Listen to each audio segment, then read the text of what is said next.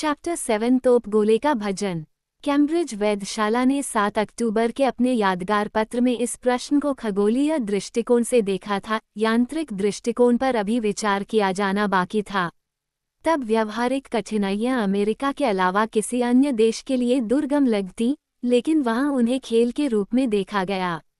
राष्ट्रपति बार्बिकिन ने बिना समय गंवाए गन क्लब के केंद्र में एक कार्य समिति का गठन किया। ये समिति 3 बैठकों में तोप, प्रक्षेप्य और बारूद के 3 बड़े सवालों पर प्रकाश डालती थी। इसमें 4 सदस्य थे जो इन मामलों के बारे में बहुत जानकार थे। बार्बिकिन के पास निर्णायक मत था और उनके साथ जनरल मॉर्गन, मेजर एल्फिंस्टन और अंत में अपरिहार्य जेटी मैस्टन जुड़े हुए थे, जिन्हें सचिव के कार्य सौंपे गए थे। 8 अक्टूबर को समिति की बैठक राष्ट्रपति बार्बिकिन के घर नंबर 3 रिपब्लिकन स्ट्रीट पर हुई। चूंकि यह महत्वपूर्ण था कि पेट को इतनी महत्वपूर्ण बहस में परेशानी न हो, इसलिए गन क्लब के 4 सदस्य सैंडविच और चायदानी से सजी एक मेज पर बैठ गए। जे.टी. मैस्टन ने तुरंत अपनी कलम को अपने स्टील हुक पर कस दिया और काम शुरू हो गया। बार्बिकिन ने बैठक की शुरुआत इस प्रकार की। प्रिय साथियों, उन्होंने कहा, हमें प्रक्षेपकी में सबसे महत्वपूर्ण समस्याओं में से एक को हल करना है। विज्ञान का वह महानतम विज्ञान जो प्रक्षेप्य की गति का अध्ययन करता है, अर्थात किसी आवेग शक्ति द्वारा अंतरिक्ष में फेंके गए पिंडों के बारे में, और फिर उन्हें अपने हाल पर छोड़ दिया जाता है। ओह, बैलिस्टिक्स, बैलिस्टिक्स! जे.टी. मैस्टन भावुक स्वर में चिल्लाया। बार्बिकिन ने आगे कहा, शायद सबसे तार्किक बात यह होगी कि इस पहली बैठक को इंजन पर चर्चा के लिए समर्पित किया जाए। निश्चित रूप से, जनरल मॉर्गन ने उत्तर दिया। फिर भी, बार्बिकिन ने आगे कहा, परिपक्व विचार विमर्श के बाद, मुझे ऐसा लगता है कि प्रक्षेप्य का प्रश्न तोप के प्रश्न से पहले होना चाहिए, और प्रक्षेप्य के आयाम तोप के आयामों पर निर्भर होने चाहिए। यहाँ जे.टी. मैस्टन ने अध्यक्ष की बात को बीच में रोका और उनकी बात को ध्यान से सुना गया, जो उनके शानदार पिछले करियर के लिए उचित था। मेरे प्यारे दोस्तों, उन्होंने प्रेरित स्वर में कहा, हमारे राष्ट्रपति ने प्रक्षेपास्त्र के प्रश्न को हर दूसरे प्रश्न से ऊपर रखने का सही निर्णय लिया है। हम चांद पर जो तोप का गोला फेंकने जा रहे हैं, वो हमारा संदेशवाहक, हमारा राजदूत होगा, और मैं आपसे इसे पूरी तरह से नैतिक दृष्टिकोण से देखने की अनुमति चाहता हूँ। प्रक्षेप्य को देखने के इस नए तरीके ने समिति के सदस्यों की जिज्ञासा को उत्तेजित कर दिया, इसलिए उन्होंने जे.टी. मैस्टन की बातों को ध्यानपूर्वक सुना। मेरे प्यारे साथियों, उन्होंने आगे कहा, मैं संक्षिप्त रहूंगा। मैं भौतिक प्रक्षेप्य को अलग रखूंगा, वह प्रक्षेप्य जो मारता है, ताकि गणितीय प्रक्षेप्य नैतिक प्रक्षेप्य को उठा सकूं। तोप का गोला मेरे लिए मानव शक्ति की सबसे शानदार अभिव्यक्ति है, और इसे बनाकर मनुष्य सृष्टिकर्ता के सबसे करीब पहुंच गया है। सुनो, सुनो, मेजर एल्फिंस्टन ने कहा। वास्तव में, वक्ता ने चिल्लाते हुए कहा, यदि भगवान ने तारे और ग्रह बनाए हैं, तो मनुष्य ने तोप का गोला बनाया है, जो स्थलीय गति का मानदंड है, अंतरिक्ष में भटकने वाले पिंडों का वह छोटा होना जो वास्तव में प्रक्षेप्य के अलावा कुछ नहीं है। ईश्वर को बिजली, प्रकाश, तारे, धूमकेतु, ग्रह, उपग्रह, ध्वनि और हवा की गति का दावा करने दें। लेकिन हमारी गति तोप के गोले की है, जो रेलगाड़ियों और सबसे तेज घोड़ों की गति से 100 गुना ज्यादा है। जे.टी. मैस्टन प्रेरित हुए। जब उन्होंने प्रक्षेप्य को समर्पित भजन गाया तो उनका उच्चारण काफी काव्यात्मक हो गया। क्या आप आंकड़े जानना चाहेंगे? उन्होंने आगे कहा, ये आंकड़े बहुत बढ़िया हैं। 24 पाउंड का साधारण सा तोप लीजिए। हालांकि यह बिजली से 80,000 गुना धीमी गति से, प्रकाश से 64,000 गुना धीमी गति से, सूर्य के चारों ओर पृथ्वी की गति से 76 गुना धीमी गति से चलता है, फिर भी जब ये तोप से निकलता है तो ध्वनि से भी तेज चलता है। ये 14 मील प्रति मिनट, 840 मील प्रति घंटा, 20,100 मील प्रति दिन की गति से चलता है, यानी ग्लोब के घूमने की गति में भूमध्य रेखा के बिंदुओं की गति से 7,336, 500 मील प्रति वर्ष। इसलिए इसे चंद्रमा तक पहुंचने में 11 दिन लगेंगे, सूर्य तक पहुंचने में 12 साल लगेंगे, सौर दुनिया की सीमाओं पर नेपच्यून तक पहुंचने में 360 साल लगेंगे। यह मामूली तोप का गोला जो हमारे हाथों का काम है, यही कर सकता है। इसलिए जब हम 20 गुना अधिक गति से इसे 7 मील प्रति सेकंड की गति से फेंकेंगे तो क्या होगा? आह, शानदार निशाना, शानदार प्रक्षेपास्त्र। मुझे लगता है कि आपको वहां एक स्थलीय राजदूत के रूप में उचित सम्मान के साथ स्वागत किया जाएगा। इस शानदार समापन समारोह का जयघोष हुआ और जे.टी. मेस्टन भावुक होकर अपने सहकर्मियों के अभिवादन के बीच बैठ गए। और अब, बार्बिकेन ने कहा, चूंकि हमने कविता को कुछ समय दिया है, तो आइए तथ्यों की ओर बढ़ें। हम तैयार हैं, समिति के सदस्यों ने उत्तर दिया और प्रत्येक ने आधा दर्जन सैंडविच खाए। आप जानते हैं कि हमें किस समस्या का समाधान करना है, राष्ट्रपति ने आगे कहा, यह एक प्रक्षेप्य को 12,000 गज प्रति सेकंड की गति प्रदान करने की समस्या है। मेरे पास यह मानने का हर कारण है कि हम सफल होंगे, लेकिन अभी हम देखते हैं कि हमने पहले से कितनी गति प्राप्त कर ली है। जनरल मॉर्गन हमें इस विषय पर शिक्षित कर सकते हैं। ये बहुत आसान था, जनरल ने उत्तर दिया, क्योंकि युद्ध के दौरान मैं प्रयोग आयोग का सदस्य था। डहलग्रेन की 100 पाउंड की तोप, जिसकी मारक क्षमता 5,000 गज थी, ने उनके प्रक्षेप्य को 500 गज प्रति सेकंड की शुरुआती गति दी। हाँ, और रोडमैन कोलंबियाड। अमेरिकियों ने अपने विशाल विनाश इंजनों को कोलंबियाड नाम दिया था, राष्ट्रपति ने पूछा। रोडमैन कोलंबियाड का परीक्षण न्यूयॉर्क के पास फोर्ट हैमिल्टन में किया गया था, जिसमें आधे टन वजनी प्रक्षेप्य को 6 मील की दूरी तक 800 गज प्रति सेकंड की गति से फेंका गया था। ऐसा परिणाम जो न तो आर्मस्ट्रॉन्ग और न ही पैलिसर इंग्लैंड में प्राप्त कर पाए हैं। अंग्रेज कहीं नहीं हैं। जे.टी. मेस्टन ने अपना शक्तिशाली स्टील हुक पूर्व की ओर इंगित करते हुए कहा। फिर बार्बिकेन ने फिर कहा, 800 गज की गति वर्तमान में प्राप्त की जाने वाली अधिकतम गति है। हाँ, मॉर्गन ने उत्तर दिया। जेटी मेस्टन ने जवाब दिया, हालांकि मैं ये जोड़ना चाहूंगा कि अगर मेरा मोटा उड़ाया नहीं गया होता।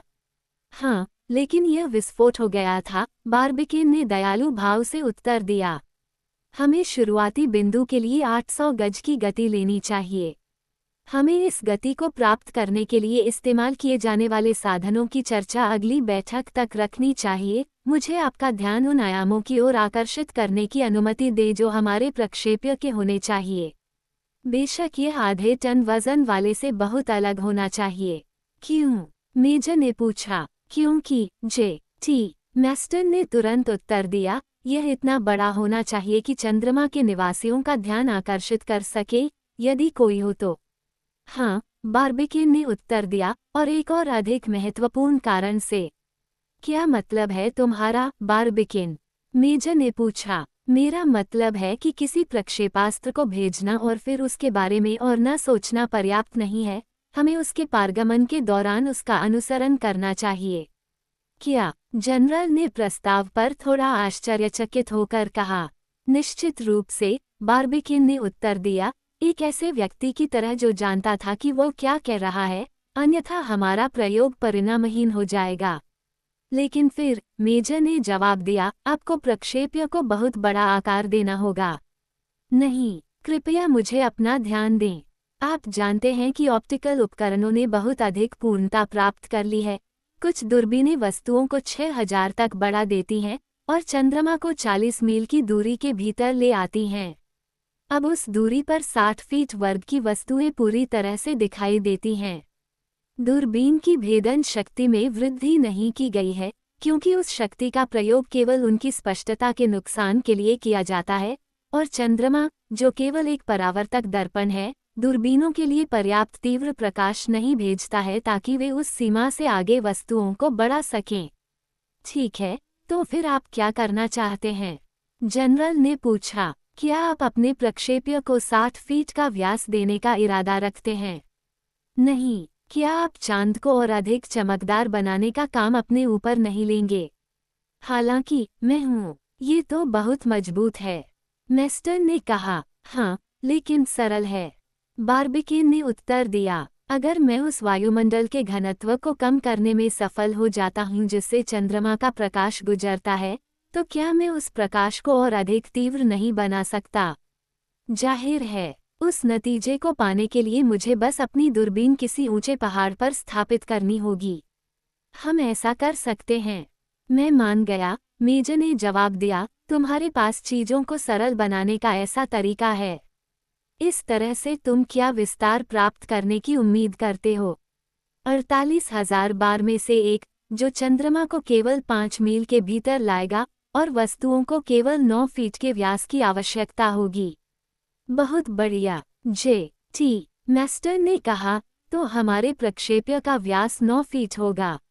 एकदम सही। हालांकि मैं आपको बता दूं, मेजर एल्फिंस्टन ने कहा कि इसका वजन अभी भी। ओह मेजर, बार्बिकेन ने उत्तर दिया, इसके वजन पर चर्चा करने से पहले मुझे आपको ये बताने की अनुमति दे कि हमारे पूर्वजों ने इस तरह से चमत्कार किए थे। ये दिखावा करना मेरे लिए दूर की बात है कि बैलिस्टिक्स ने प्रगति नहीं की है, लेकिन ये जानना अच्छा है कि मध्य युग में आश्चर्यजनक परिणाम प्राप्त हुए थे। मैं पुष्टि करने का साहस करता हूँ, हमारे मुकाबले भी अधिक आश्चर्यजनक। जे.टी. मैस्टर ने कहा, अपने बयान का औचित्य सिद्ध करें। कुछ भी आसान नहीं है, बार्बिकेन ने उत्तर दिया, मैं आपको कुछ उदाहरण दे सकता हूँ। 1453 में महोमेट द्वितीय द्वारा कॉन्स्टेंटिनोपल की घेराबंदी के समय उन्होंने 1900 पाउंड वजन वाले पत्थर की गोलियां फेंकी थीं। माल्टा में उसके शूरवीरों के समय में फोर्ट सेंट एल्मे की एक तोप ने 2500 पाउंड वजन के प्रोजेक्टाइल फेंके थे। एक फ्रांसीसी इतिहासकार के अनुसार लुई शी के शासन में एक मोटा ने केवल 500 पाउंड का बम फेंका था, लेकिन वह बम बेस्टल में फेंका गया था, एक ऐसी जगह जहां पागल लोग बुद्धिमानों को कैद करते थे। वह चारेंटन में गिरा, जहां बुद्धिमान लोग पागलों को कैद करते हैं। बहुत अच्छा, जे.टी. मैस्टर ने कहा, चूंकि हमने आखिर क्या देखा है। आर्मस्ट्रॉन्ग तोपें 500 पाउंड के प्रक्षेप्य फेंकती हैं और रोडमैन कोलंबियाज आधे टन के प्रक्षेप्य। तो ऐसा लगता है कि अगर प्रक्षेप्य की रेंज बढ़ गई है तो उनका वजन कम हो गया है। अब अगर हम अपने प्रयासों को उस दिशा में मोड़ते हैं तो हमें महोमेट द्वितीय और माल्टा के शूरवीरों के प्रक्षेप्य के वजन को दोगुना करने में विज्ञान की प्रगति के साथ सफल होना चाहिए। ये तो स्पष्ट है, मेजर ने उत्तर दिया, लेकिन आप अपने प्रक्षेप्य के लिए किस धातु का उपयोग करना चाहते हैं? जनरल मॉर्गन ने कहा, बस कच्चा लोहा, कास्ट आयरन। जे.टी. मैस्टर ने घृणापूर्वक कहा, चांद पर जाने वाली गोली के लिए यह बहुत आम बात है। मॉर्गन ने उत्तर दिया, मेरे माननीय मित्र, अतिशयोक्ति न करें, कच्चा लोहा पर्याप्त होगा। मेजर एल्फिंस्टन ने उत्तर दिया, चूंकि प्रक्षेप्य का वजन उसके आयतन के अनुपात में होता है, इसलिए 9 फीट व्यास वाली एक कच्चे लोहे की गोली भी बहुत भारी होगी। हाँ, यदि यह ठोस हो, लेकिन यदि यह खोखला हो तो नहीं, बार्बिकेन ने कहा। खोखला तो यह एक ओबस होगा। जे.टी. मैस्टर ने उत्तर दिया, जिसमें हम संदेश और अपनी स्थलीय प्रस्तुतियों के नमूने रख सकते हैं। हाँ, एक ओबस, बार्बिकेन ने उत्तर दिया, ये वही होना चाहिए। 108 इंच की एक ठोस गोली का वजन 200,000 पाउंड से अधिक होगा, जो स्पष्ट रूप से बहुत अधिक वजन है। हालांकि चूंकि प्रक्षेप्य को एक निश्चित स्थिरता देना आवश्यक है, इसलिए मैं इसे 20,000 पाउंड का वजन देने का प्रस्ताव करता हूँ।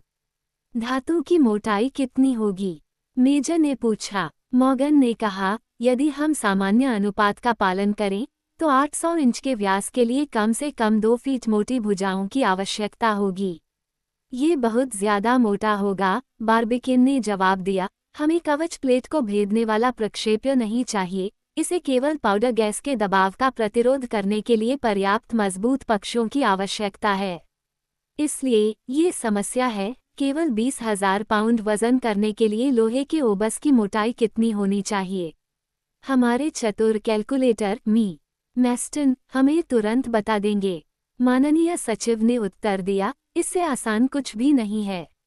ऐसा कहते हुए उसने कागज पर कुछ बीजगणितीय चिन्ह बनाए, जिनमें अक्सर n वर्ग और x वर्ग दिखाई देते थे। उसने उनसे एक निश्चित घनमूल भी निकाला और कहा, किनारों की मोटाई मुश्किल से 2 इंच होगी। क्या ये पर्याप्त होगा? मेजर ने संदेह से पूछा।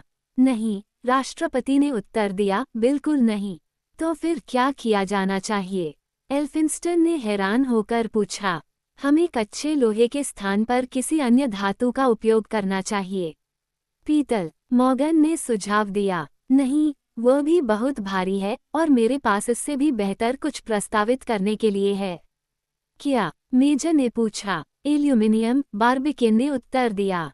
एल्यूमिनियम, राष्ट्रपति के तीनों सहकर्मी चिल्लाए। निश्चित रूप से, मेरे दोस्तों। आप जानते हैं कि एक प्रसिद्ध फ्रांसीसी रसायनज्ञ, हेनरी सेंट क्लेयर डेविल, 1854 में एक सघन द्रव्यमान में एल्यूमिनियम प्राप्त करने में सफल रहे।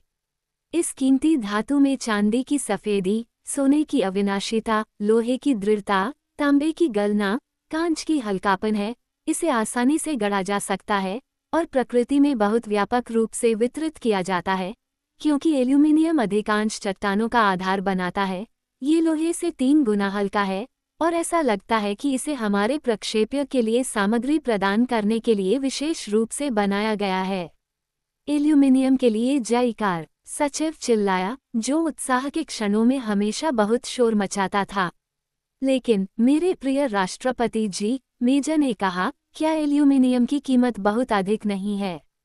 बार्बिकिन ने उत्तर दिया, ऐसा ही था। जब पहली बार इसकी खोज हुई थी तो 1 पाउंड एल्यूमिनियम की कीमत $260 से $280 थी, फिर यह गिरकर $27 हो गई और अब इसकी कीमत $9 है। लेकिन $9 प्रति पाउंड, मेजर ने उत्तर दिया, जो आसानी से झुकने वाला नहीं था, यह अभी भी बहुत बड़ी कीमत है।